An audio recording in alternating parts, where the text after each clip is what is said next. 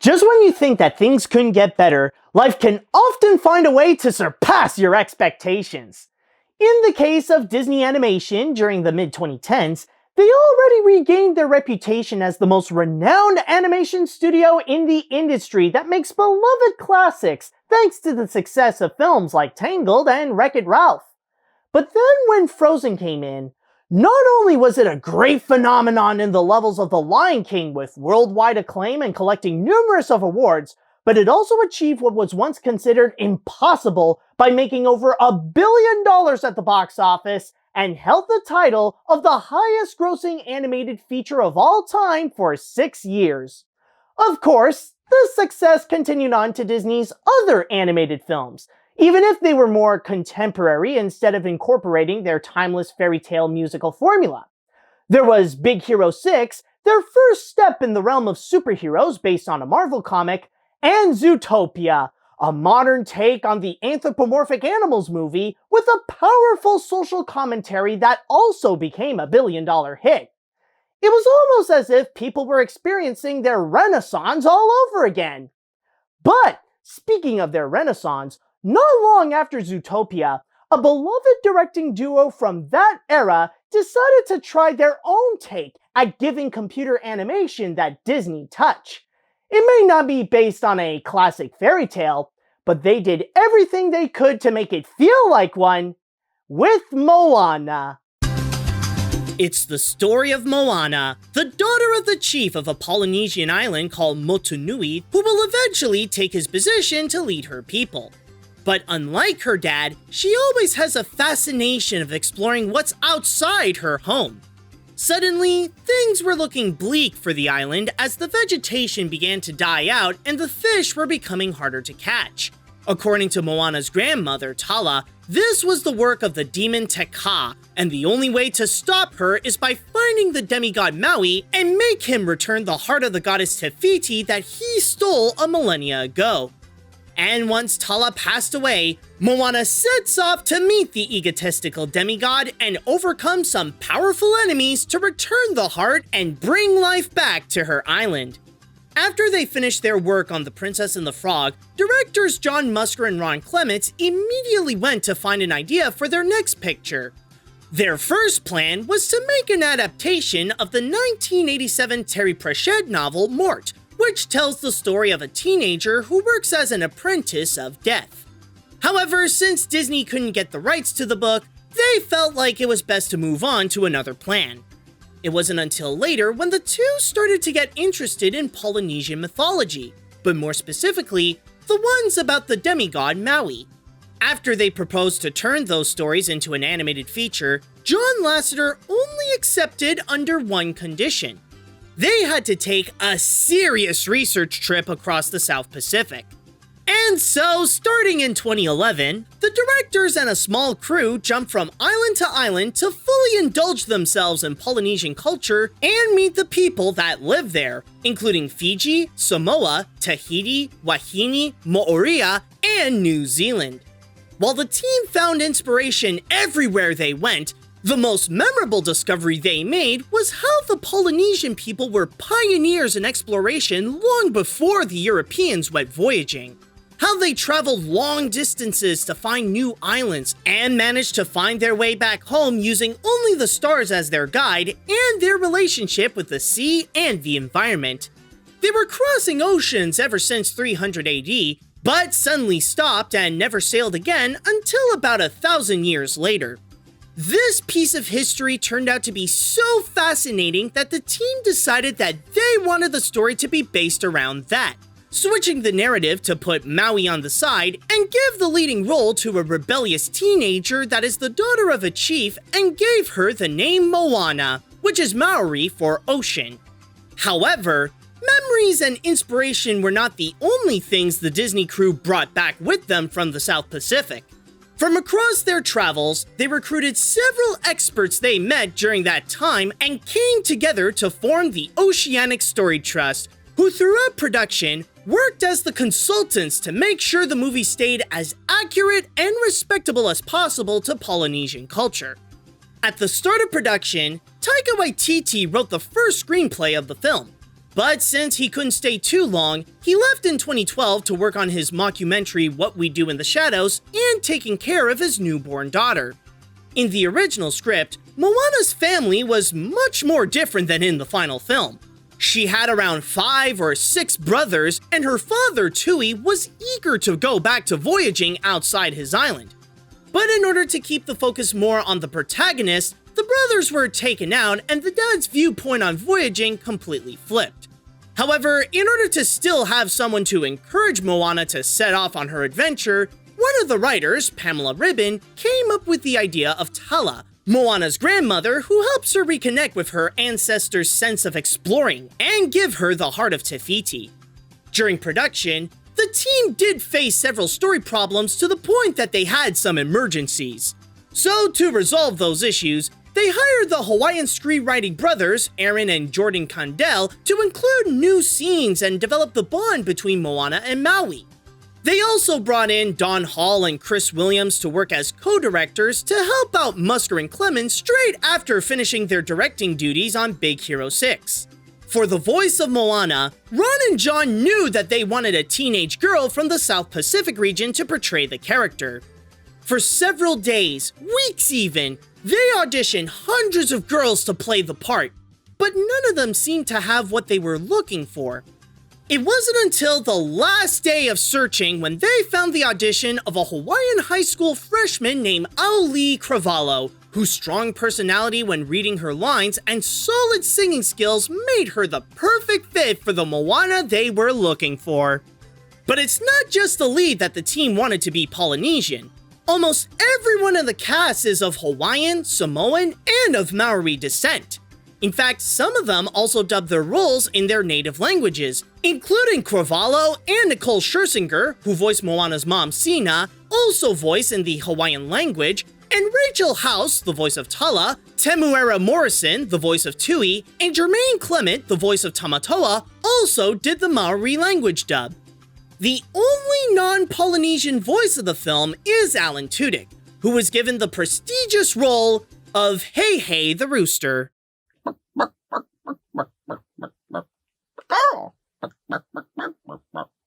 I went to Julia. As it is their first computer animated film, it was quite a challenge for Ron and John. But with the ideas they had planned for this movie, it was a true animation challenge for everyone at Disney. Possibly the biggest reason being that 80% of all the shots required a large number of visual effects, especially with the ocean where it plays such a big role in the film that it is even a character itself. So in order for the animators to gain more control of the water, they developed a new software called Splash, which allowed them to control the water even in more extraordinary ways, similarly to how they use Matterhorn to control the snow in Frozen.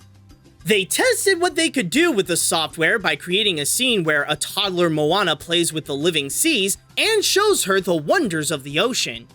The result turned out to be so good that the team later made some adjustments to the script in order to include the tests in the final film. The team also created the software called Quicksilver that helped the animators to create the hair of the characters so it could be as authentic as real Polynesian hair. Even looking at Auli Cravalho and one of the members of the Oceanic Story Trust, Fiona Collins, for reference to understand the physics of the hair. Another technical task was putting 2D animation on a 3D model, specifically using hand-drawn animation to create Mini Maui, the living tattoo who hops around Maui's computer-generated body. This was achieved by the animators collaborating with Eric Goldberg, who animated Mini Maui by separating Maui's tattoos into their own individual quadrants. That way, it helped him know where the character could stand and jump from one part of the body to the next. For the music, Disney decided to hire the Broadway playwright Lin-Manuel Miranda, the Hollywood composer Mark Mancina, and the South Pacific songwriter Opatai Foai. At first, it seemed kind of daunting to put these 3 songwriters and composers from entirely different backgrounds in one room and expect them to make something that could fit all their contrasting styles at once. But together, they managed to mix their own sensibilities in order to create the musical soundtrack of Moana, featuring Mancina's Hollywood-style orchestration for the score, Miranda's Broadway approach to the songs, and Hawaii's cultural heritage to stay true to the film's location. The first song they collaborated to set the standards of combining their efforts was We Know the Way, which was sung by Opatai and Lin. They even received additional help from their own groups during the process, including Hawaii's music team Tevaka and some of the cast from Miranda's Broadway shows In the Heights and Hamilton to record the demos of the musical numbers. The only song that is an exception to the mix of their talent is Shine, which was created late in production as a tribute to David Bowie, who passed away in early 2016. In fact, the whole character of Tamatoa is like a tribute to David Bowie, since Jermaine Clement based his voice on him, and his group, Flight of the Conchords, did have a history of both satirizing and paying homage to his music. When Moana set sail to the big screen on November 23, 2016, there were a few places in Europe where her name had to be changed to either Vaiana or even Oceana, either due to copyright reasons or to not have it share its name with a late Italian porn actress. You know, the typical reasons to change a movie's title. Did not see that coming. On its release, it was accompanied by an animated short called Inner Workings, and as that film got some good reviews, it was even better for the movie that followed it. Critics adored the feature, calling it another new Disney classic whose gorgeous animation can only be outshined by great songs and admirable characters.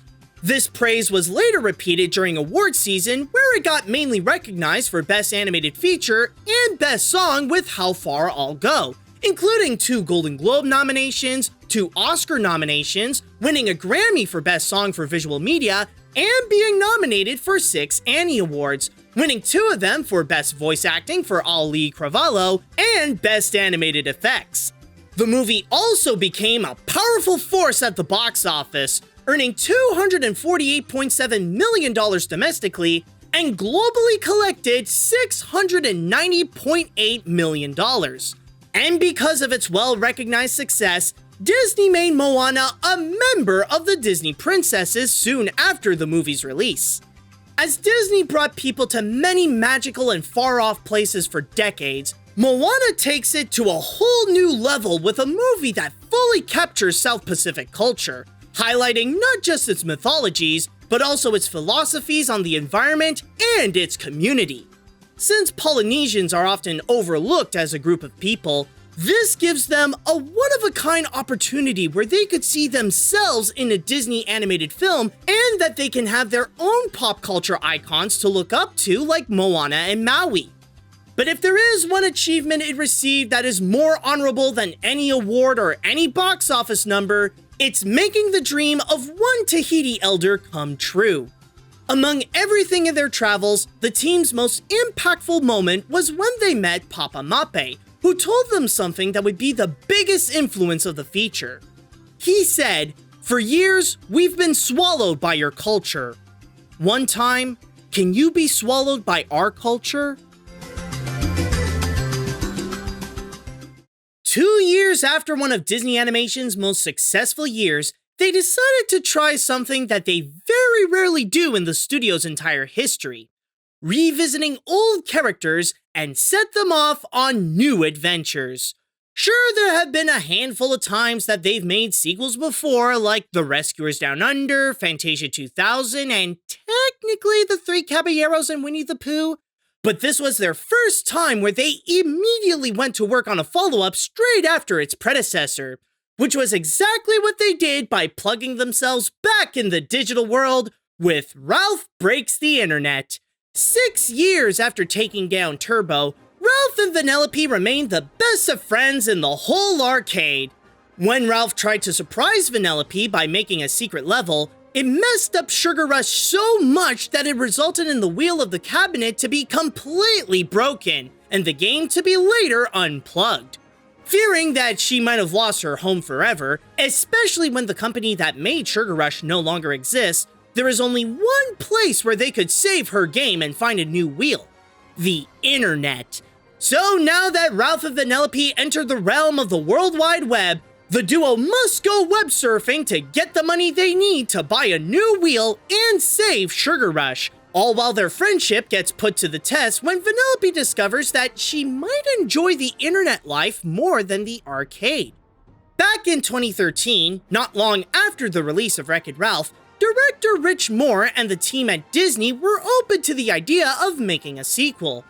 Considering that the movie is set in the world of video games, they knew that they only scratched the surface with that concept. There were several ideas of where else they could bring Ralph and Vanellope, like home consoles and even online gaming, but the latter opened the door to something far bigger than gaming itself that seemed like the perfect challenge for them to bring to life: the internet. So in 2014, with Moore back in the director's chair with writer Phil Johnston joining his side, now that they have stepped back from video games and entered the web, what would the duo's story be about?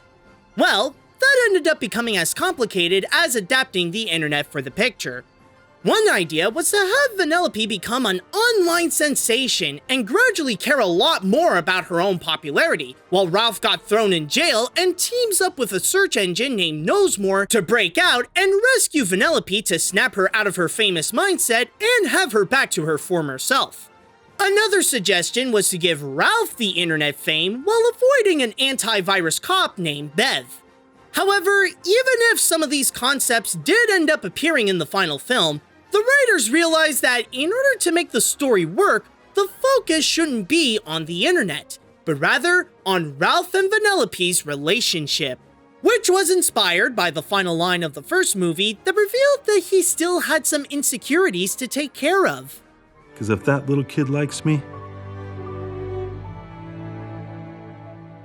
how bad can I be? It's not about where they are, but how they feel when they are in those places, and how that affects their bond throughout the feature and ultimately change their friendship, even adding in the complex dynamic of Ralph being against that change and how that can lead to a toxic and dangerous path. Speaking of toxicity, as much as the movie tries to highlight what's great about the internet, the team also wanted to present its dark side. The elements that are more harmful to people and modern culture, like the dark web, viruses that can corrupt the system, and the worst of them all, the comment section.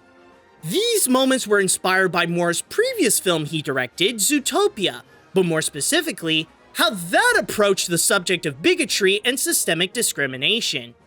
Just like in that film, while they knew that those issues are too big to realistically resolve, even for Ralph, the team still believe that it is important to bring up those problems and how they can personally affect an individual. Originally, they wanted to take the idea of the cloud and use that to present the internet as a place that is literally set in the clouds. However, the tech team weren't on board with taking the cloud metaphor seriously, and they all agreed to do some proper research instead. So in order to find inspiration for a better depiction of the internet, some of the team looked around one Windshire, one of the biggest telecommunication centers that powers the internet of the whole West Coast, along with opening up old computers to look inside its parts like with the motherboard. Based on all the circuitry and wiring that all follow a coordinated path, the result is a high-tech city that is similar to Rome, where the newer buildings are made on top of older and defunct websites and memes.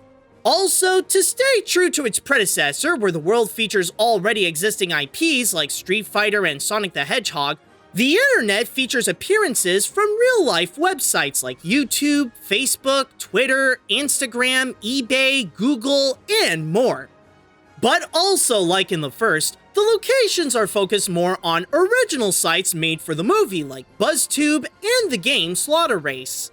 For the latter, the animators went to the Willow Springs International Raceway to drive around and pull some crazy stunts with some cars to get a better understanding on how to pull off the car chase scenes and how the drivers think when pulling off those maneuvers at the last second. The team also decided to take a background character in the game called Shank and give her a bigger and more prominent role, where she acts as a newfound mentor for Vanellope to help her figure out what she truly wants in life. But even while they were working on it, the team knew that there was one scene that would completely steal the show.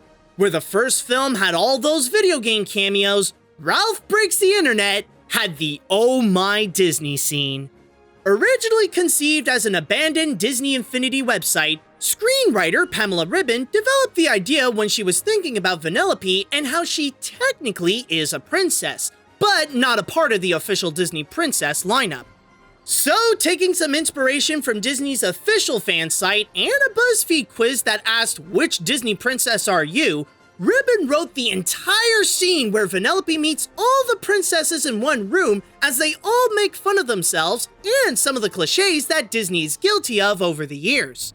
It was a stressful pitch to present to the company the scene was making fun of, but it turned out to be a hit with the crew, and they became committed to do everything they could to make the scene a highlight of the feature. Their biggest accomplishment in doing so is by bringing back almost all the voices of the original princesses to reprise their roles, including Jodie Benson, Paige O'Hara, Linda Larkin, Irene Bedard, Ming-Na Wen, Anika Noni Rose, Mandy Moore, Kelly MacDonald, Kristen Bell, Idina Menzel, and Ali Cravalho. The only ones who haven't returned are the ones for the princesses of Walt's days, whom were either retired or no longer living. Pamela Ribon, Jennifer Hale, and Kate Higgins took on the role of Snow White, Cinderella, and Aurora respectively.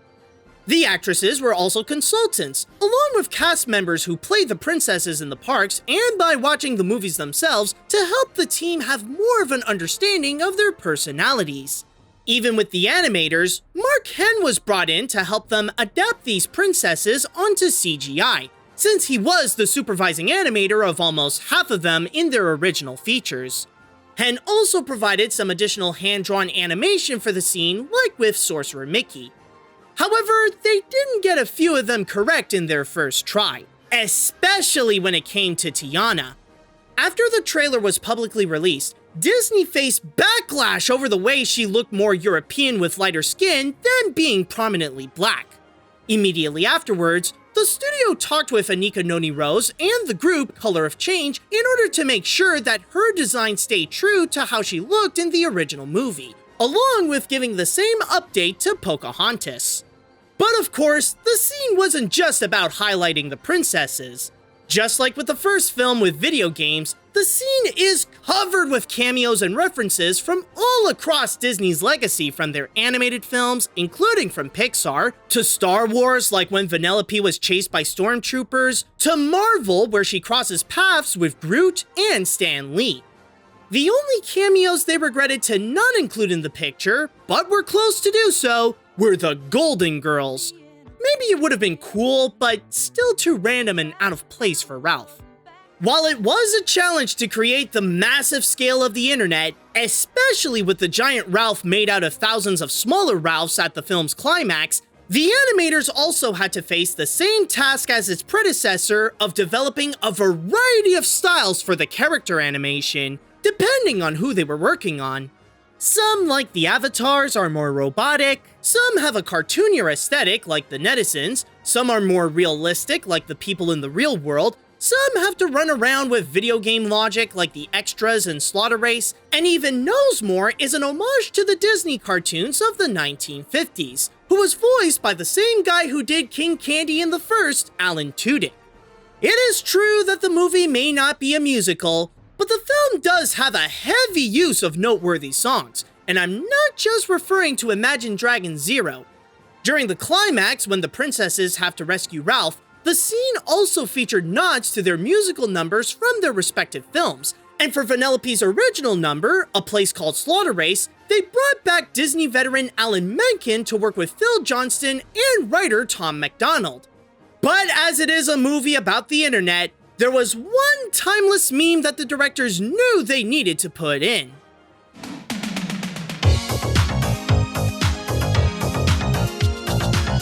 They had the idea for a while, but they never got to work on it until the end of production, where they decided to add it in as a post-credit scene and get John C. Reilly to record the songs during his vacation. Ralph and Vanellope were ready to be online for March 9th, 2018, but to make room for A Wrinkle in Time, it had to be pushed back to November 21st, and Ralph's second viral fame was as solid as before. Maybe its success was not as spectacular as the previous Disney films, but it was still considered a worthy follow-up. It still collected a good amount of money at the box office that could buy many Sugar Rush wheels, with $201.1 million domestically and $529.3 million worldwide. And the critics had a good time watching it, admiring the animation, the humor, and the bond of the leading characters that deliver some memorably heartfelt moments. During award season, Ralph did show up plenty of times for the Best Animated Feature category, including the Golden Globes, the Oscars, and getting 10 Annie nominations, but the film nearly always ended up getting overshadowed by Spider-Man Into the Spider-Verse, with the only notable award it won was an Annie for Best Animated Effects. Since then, Ralph and Vanellope did go back in the realm of video games, with a VR arcade game called Wreck-It Ralph, Ralph Breaks VR, and even Ralph himself appeared as a Link in Kingdom Hearts 3. Like I said before, it is very rare when Disney Animation would revisit old characters for a new feature film. But if they do, it would have to be for a very special reason. And in this case, it was not what many may think it was. It wasn't to bring the world of the internet to life, it wasn't for all the princesses to come together, and it wasn't for Ralph to wreck more things. It was to present the evolving relationship of two best friends where one wants to look for something new in their life and the other wants to keep things the same. How change can be one of the toughest, yet most necessary things to happen in friendship.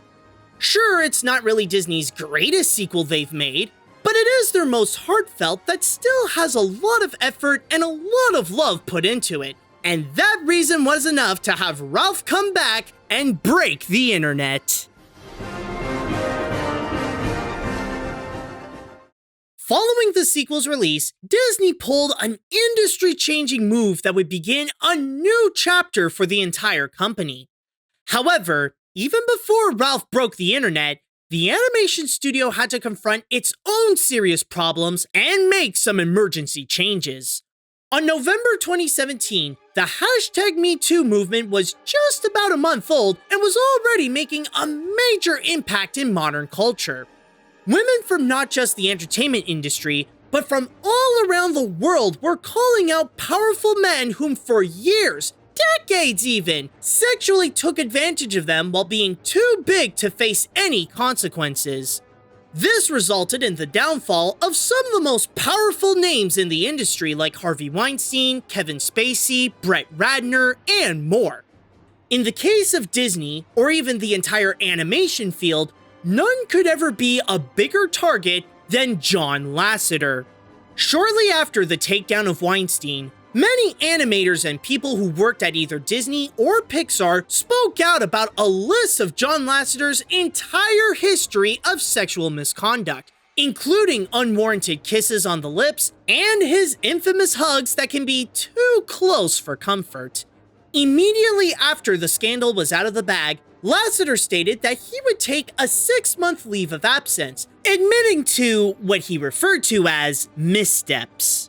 However, after months of discussion, Disney ultimately decided to let him go on June of 2018, and that his role as a consultant would expire by the end of that year. Not long after, on an unrelated note, Ed Catmull announced that he would retire as president of both animation studios by July of 2019. But the biggest change came after these announcements, when the Walt Disney Company made their biggest acquisition when they fully bought out 21st Century Fox for an estimate $71.3 billion on March 20th, 2019. A few months later, new leadership roles were assigned at all the animation studios under Disney's umbrella. Producer Clark Spencer became the new president at Disney Animation, while Andrew Milstein, who was co-president with Catmull at Disney Animation, moved to Blue Sky Studios to work alongside Roger Baird, which unfortunately did not last long. Jim Morris, who was the co-president at Pixar, became the full president after Catmull left. But then there were John Lasseter's replacements as Chief Creative Officer. For Pixar, they assigned director Pete Docter to take charge, and at Walt Disney Animation Studios, they gave the position to Jennifer Lee. which for her was a lot more stressful to receive than expected. Not only because it was a major position to take on itself, but it was also an additional responsibility for her at Disney, since at the time, she already had her hands full with being a single mother and being the director of a highly anticipated sequel, Frozen 2. 3 years after Elsa's coronation, the Queen of Arendelle started to hear a mysterious voice. But at the same time, elemental forces began to threaten the kingdom, and the only way to figure out what is going on is by entering an enchanted forest that Anna and Elsa only know about from childhood stories that they were told by their mother and father. Now the royal sisters, Kristoff, Sven, and Olaf have to meet up with the Northuldra tribe to find out what's been causing the forces to become destructive upon the land, all while Elsa keeps following the voice to find out who it belongs to and might even hold the answer to the origins of her ice powers. Believe it or not, despite the legendary success of the first film, where it even held the title of the highest grossing animated film of all time, Disney was not in a rush to produce a sequel. In fact, not long after the original's release, the company didn't think much of the idea, putting more of their Frozen focus at the time on turning the movie into a Broadway musical. The only immediate result that came from the movie within Disney Animation was the directors Jennifer Lee and Chris Buck, along with producer Peter Del Vecchio, wanted to collaborate together again on a new project. As they were trying to think of what their next big picture could be, it wasn't until the fall of 2014 when the trio started to take the consideration of a follow-up seriously.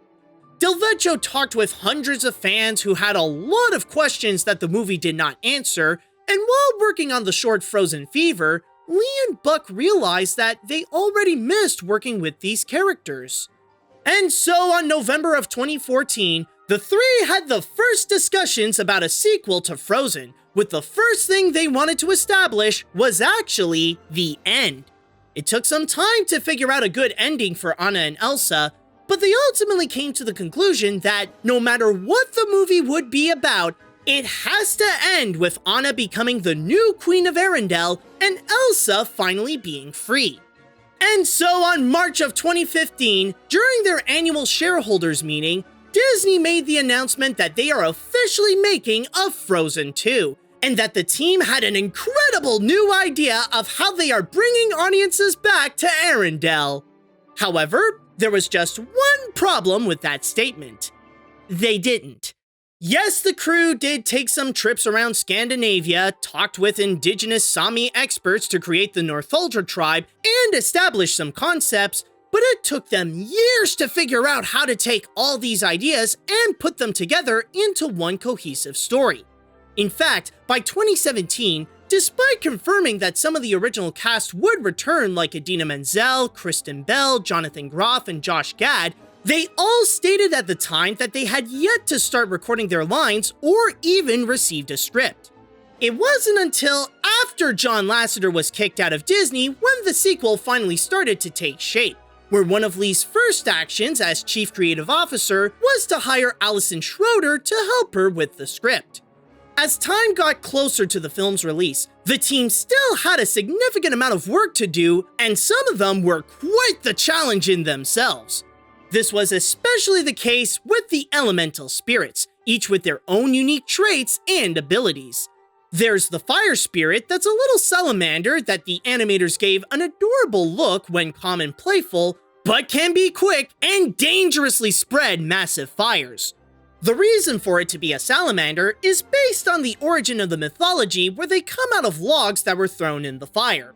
There are the earth spirits that they carefully try to find the right balance of abstract rocks that form a giant and a little bit of the features from the rock trolls, almost as if they're distant relatives. Then there is the water spirit that is a knock and is the hardest for Elsa to connect with. Unlike the ocean from Moana, the task that came with the creature was to convincingly show that it's made of water and that the seas is the spirit's domain, but keep the physical form stable to look like a horse. This turned out to be a big collaboration between the artists and technicians from several departments so that the animation can still stay solid, but the effects highlight that it is still made out of liquid.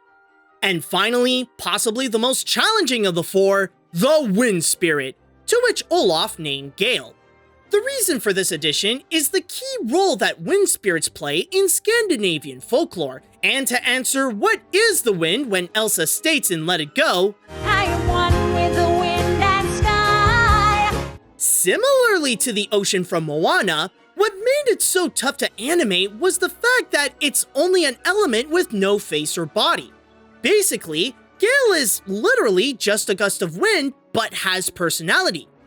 Like with the Knock, a handful of departments had to coordinate to animate the character, even inventing the software Swoop to help them out. But the true effect of Gale was not to animate wind, but rather to animate what flows around it and what it carries along its path, including leaves and twigs, playing around the character's clothing, and even flurries of snow.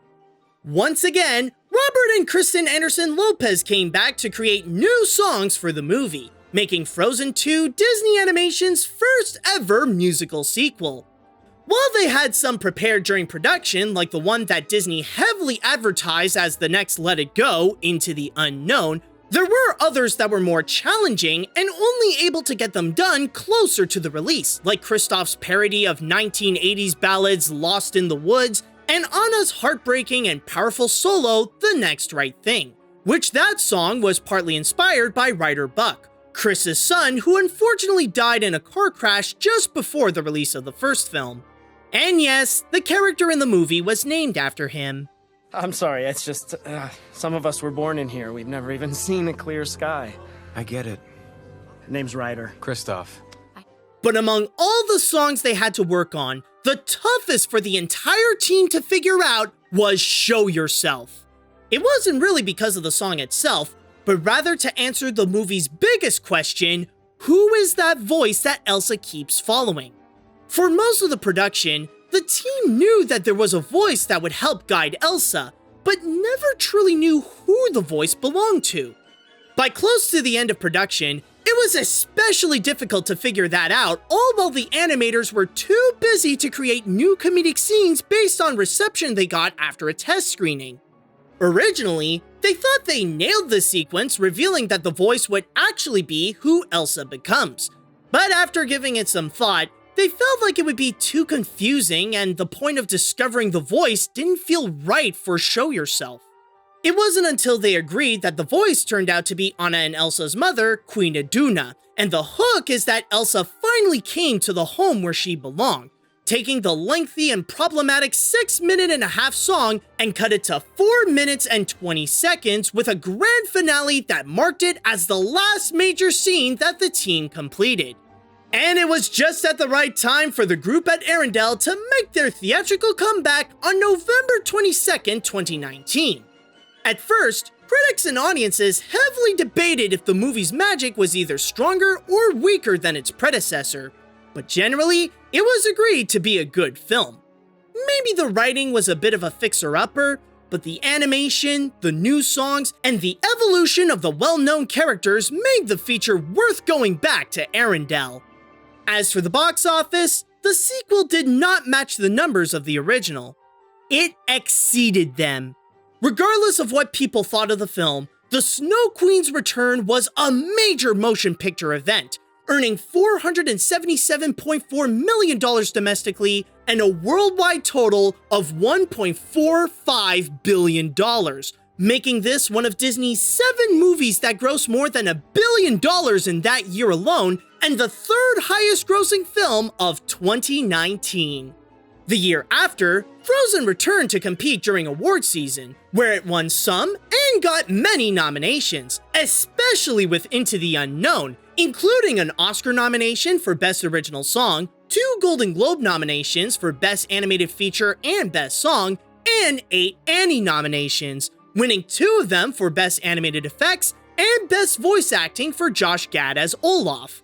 Following afterwards, the magic of Frozen continued to flourish onto several different platforms.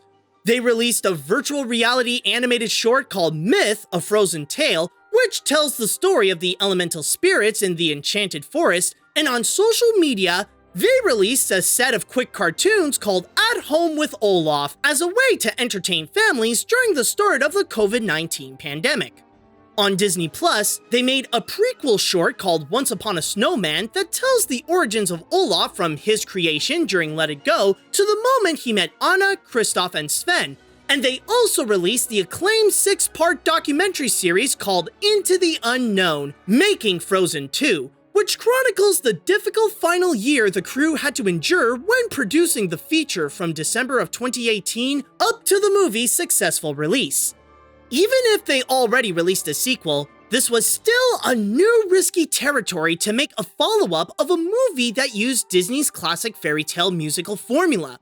And while it was a very rough path to take on, which they were being honest about by showing what they went through with that documentary series, it still paid off very well at the end.